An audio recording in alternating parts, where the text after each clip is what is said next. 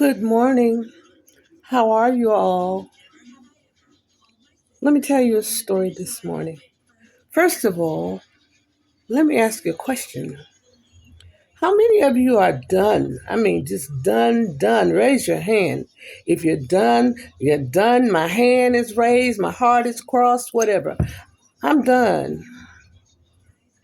I was with a man for 34 and a half years. I loved him with my whole me. We had the best relationship, romantic trips, everything, concerts, all of our youth, 30s and 40s and 50s,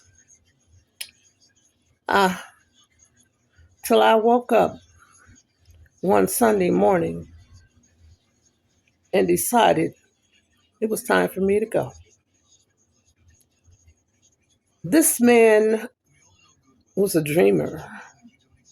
He started a lot of things. I don't know how many businesses he started in our time together. Business in very influential communities. Um, I won't call any names because somebody might know who he is.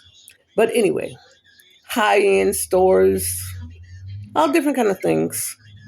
He was very good at what he did, very good. And he's well known by many people. But I had just had it.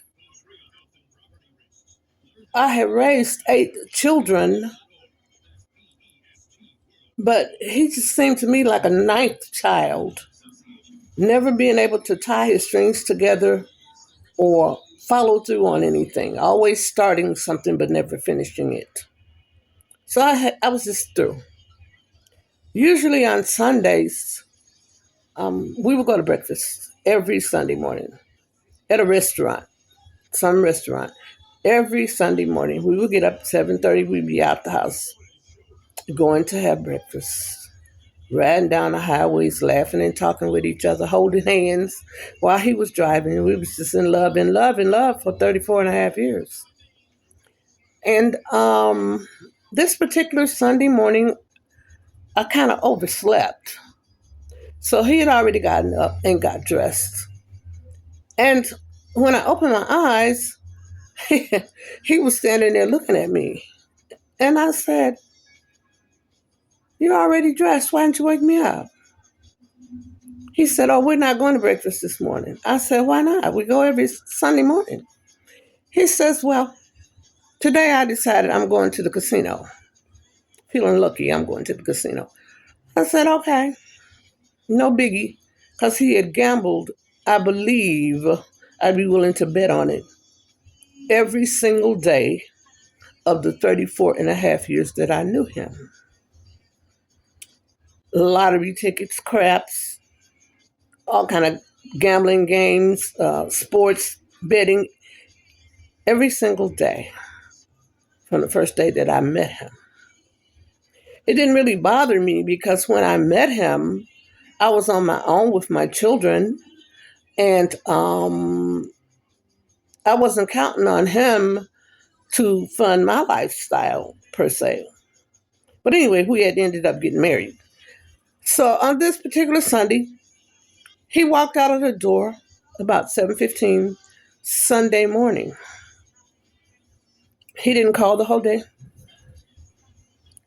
and I didn't call him because we didn't do all that back and forth tit for tat stuff. I'm not that kind of woman. Anyway, he came back at 12:45 a.m. Monday morning, which was the next day. But I had already packed what I was leaving with. And when he came in, it was sitting by the door. And he looked down and he said, "What's all this?" I said, "I'm leaving." "Well, how you going? You couldn't have gotten a flight that quick and this and that." I said, "Amtrak is always running. I got a ticket. I got an Amtrak ticket." And so I had him take me to the station. First, he said he wasn't going to take me. I told him, "That's okay. I'll call the police and tell them I need a ride to get away." So then he said, okay, I'll take you to the station. So he took me to the station, not a word all the way. I wasn't saying anything else. I was done. I had made up my mind. I was done. So when we got to the station, I got up. I didn't even look back around, nothing. Got out of the car, waited for him to take out my bags. And I just turned around to him and I said, goodbye now. Be safe.